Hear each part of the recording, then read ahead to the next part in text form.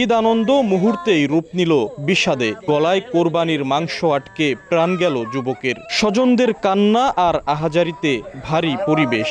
সোমবার রাজবাড়ীর বালিয়াকান্দির বিলটাকাপোড়া গ্রামের ইমরান নামে এক যুবক বাড়িতে মাংস খাচ্ছিলেন। হঠাৎ গলায় আটকে যায় একটি টুকরো। পরিবারের সদস্যরা তাকে সুস্থ করার চেষ্টা করে, কিন্তু তাতে অবস্থা আরও গুরুতর হলে তাকে উপজেলা স্বাস্থ্য কমপ্লেক্সে নেওয়া হয়। এ সময় দায়িত্বরত চিকিৎসক ইমরানকে মৃত ঘোষণা করেন।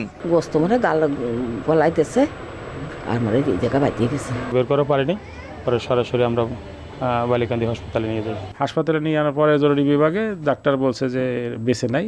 চিকিৎসক জানান মৃত অবস্থাতেই তাকে হাসপাতালে আনা হয়। আমরা ওরকম কোনো মাংস গলার মধ্যে পাই নাই। ট্রাকিয়া বা শ্বাসনালীর মধ্যে মাংস ঢোকে, তাহলে সেরকম মারা যেতে পারে, সেটা ময়নাতদন্ত করলে নিশ্চিত হওয়া যাবে। ইমরান খান স্থানীয় নারোয়া বাজারে মুদি দোকানি ছিলেন।